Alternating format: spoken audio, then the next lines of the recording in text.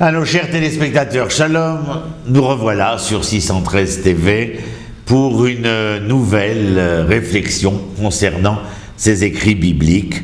Nous avons vu la dernière fois Abraham, précédemment Caïn et Abel, encore précédemment Adam et Chava, Adam et Ève, bien entendu. Et puis là, nous allons rester un peu avec Abraham parce qu'il y a un épisode tout à fait épique et intéressant, celui que nous appelons le sacrifice d'Yitzhak. Mais vous savez qu'en hébreu, on ne dit pas sacrifice d'Yitzhak, mais nous disons Akedat Yitzhak, c'est-à-dire la ligature et non pas le sacrifice. Certains penseurs juifs comme étrangers ont souvent posé la question de savoir comment Abraham a-t-il accepté de se soumettre à la terrible injonction divine de devoir sacrifier son fils. Vous vous rappelez même le libellé dans le Tanakh, Karet bincha, on mettrait une virgule, dirait le Midrash, pour dire lequel, Yitzhak ou Ishmaël? Et Yechidecha, ton unique. Bah oui, mais ils sont chacun uniques à leur mère, Ishmaël à Agar et Yitzhak à Sarah. Asher Hafta, que tu aimes. Ah, bah je les aime tous les deux, je suis désolé. Et après la troisième virgule est Yitzhak. Mais Yitzhak était celui que nous avons tellement attendu, et tu m'as même demandé de l'appeler, de le nommer de cette manière, parce que dans son propre nom, il y a un projet. Celui de venir et de me dire Yitzhak, c'est celui qui rira, ou en tout cas celui qui se réjouira. Alors comment est-ce possible, disent certains, des penseurs dont nous n'avons pas besoin de dire les noms ici, comment est-il possible que Abraham ait été suffisamment consentant face à cette épreuve qui fut l'épreuve la plus difficile, bien entendu, car elle venait couper l'herbe sous les pieds d'Abraham, qui non seulement avait attendu, mais ensuite était étonné de pouvoir jouir de la naissance de cet enfant. Et voilà que tous les espoirs étant mis au sein de cet enfant pour le devenir, voici qu'il allait véritablement disparaître.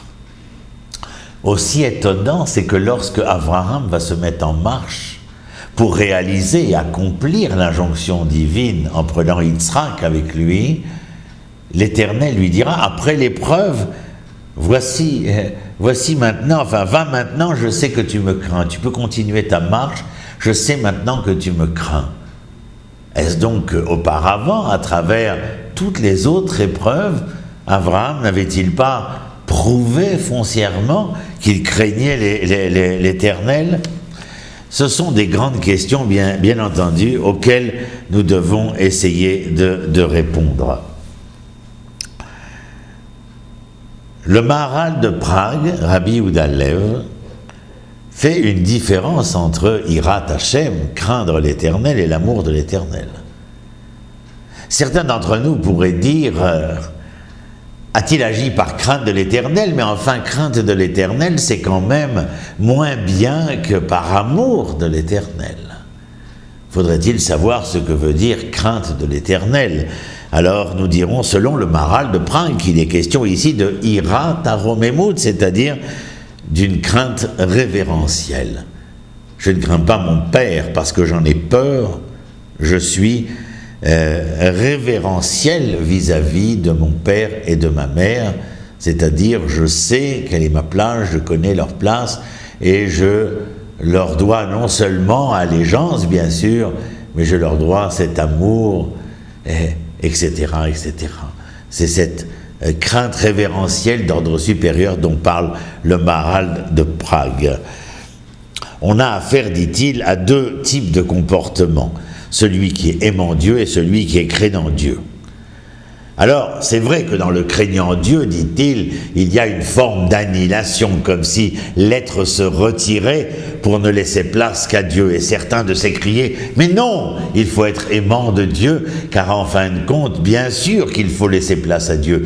Mais cette place que nous laissons à Dieu, c'est afin de pouvoir conjuguer nos verbes ensemble, c'est-à-dire qu'entre l'Éternel et moi, entre moi et l'Éternel, il s'agit d'une véritable histoire conjugale.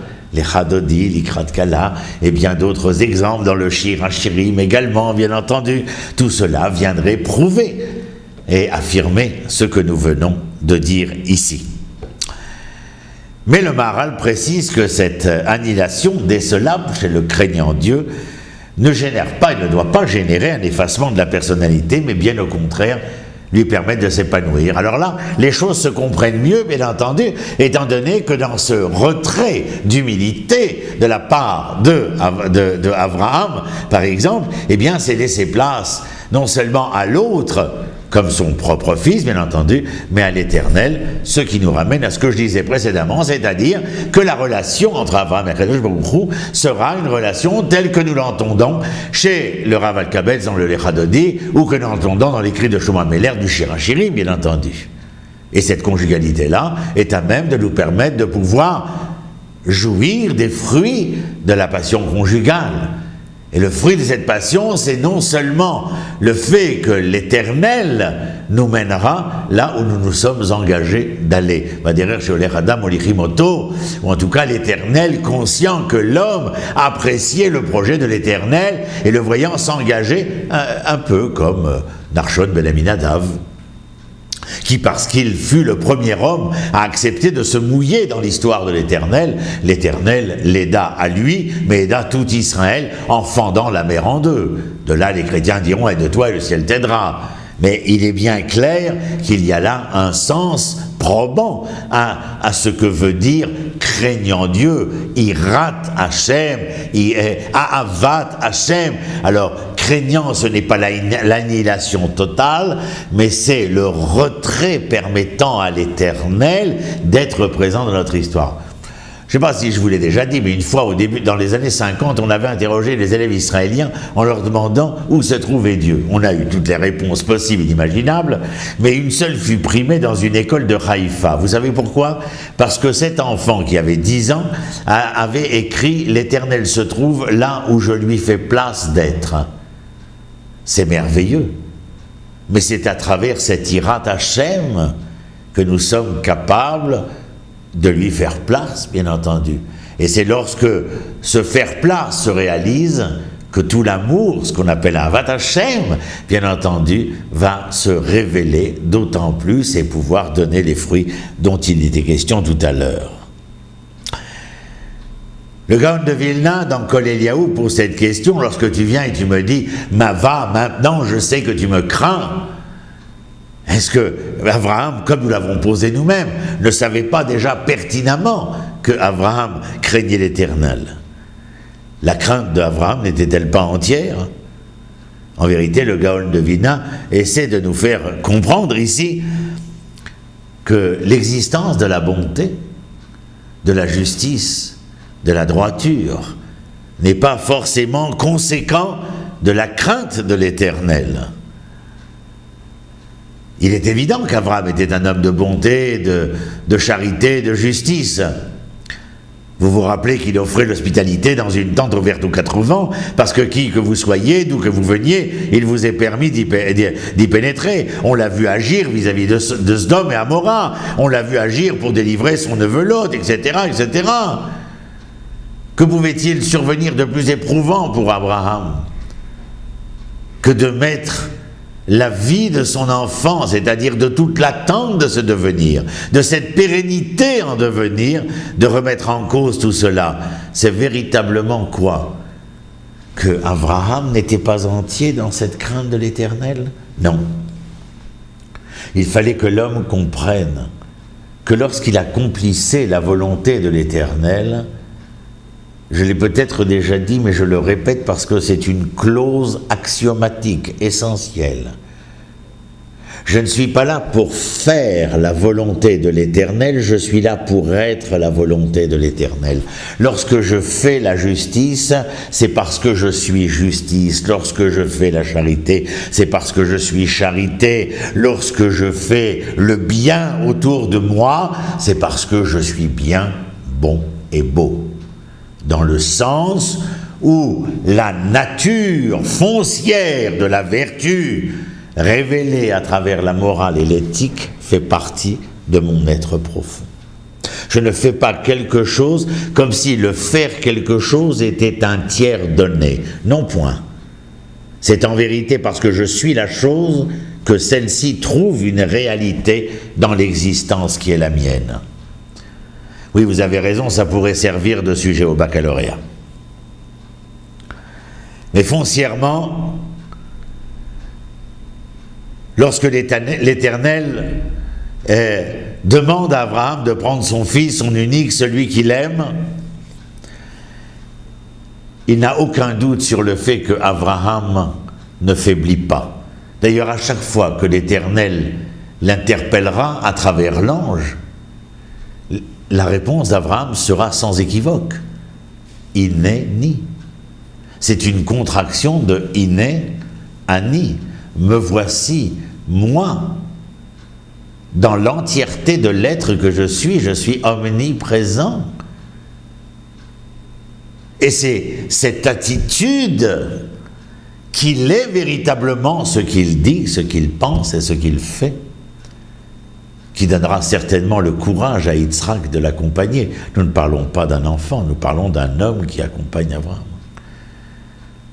Et lorsque le texte dit, c'est « Vailchou shnehem yardav », 2 fois avant la Hakeda et 1 fois après la Hakeda, comment est-ce que, si on n'est pas Abraham, il est possible de créer un tel entendement où l'enfant, cet homme que l'on appelle l'enfant, mais qui ne sait pas vers quoi il s'aventure, continue de marcher avec son père parce qu'il y a une confiance essentielle.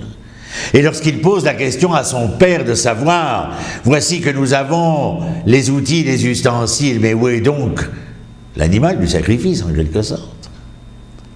Et que Abraham lui fait entendre, ou sous-entendre si vous préférez, que c'est lui le sacrifié. Le texte continue en nous disant qu'ils allèrent ensemble.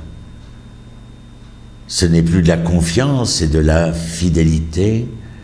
Et lorsqu'au 3e, après la Hakeda, alors qu'ils reviennent, qu'ils descendent de la montagne, ils retournèrent ensemble, et là, ce n'est ni confiance, ni plus fidélité, c'est la vérité qui vient de se révéler. Vous savez comment nous traduisons confiance, fidélité, vérité? Ce sont les 3 mots qui ont une même racine, Aleph, Mem, Nun, qui sert à construire le substantif de Emouna, ou le verbe de l'Éramine. Lorsque je dis « je crois », c'est que j'ai confiance, c'est que je suis fidèle, c'est que je suis vrai. Voilà une histoire qui est porteuse non seulement d'une aventure, toute leçon, mais qui reste dans son verbe, dans son libellé, une grande leçon pour toutes les générations, y compris la nôtre. Vayi achar advarim ha'ele v'Hashem nissa et Abraham. C'est-à-dire que l'Éternel a mis à l'épreuve Abraham. Comment dit-on mettre à l'épreuve? Les Nassot. La racine de les Nassot, c'est Nassau. C'est Nes même, disent nos sages. Nes, ah non, pas le miracle. Non, Nes, c'est l'étendard qu'on élève. Oui, vous avez compris. Celui qui accepte l'épreuve, Nisayon, l'épreuve est en elle-même capable de le surélever, c'est-à-dire de le grandir, ou si vous préférez, l'homme ayant accepté l'épreuve se voit inexorablement sublimé par rapport à l'être qu'il est, mais là il n'est plus seulement, il est dans, comme disait le philosophe Henri Bergson, mais que Rachi exprima si bien avant Bergson, au début du XXe siècle, l'homme est un être en devenir. Vous vous rappelez devenir? C'est l'épithète du verbe être. Alors soyons. À bientôt. Shalom.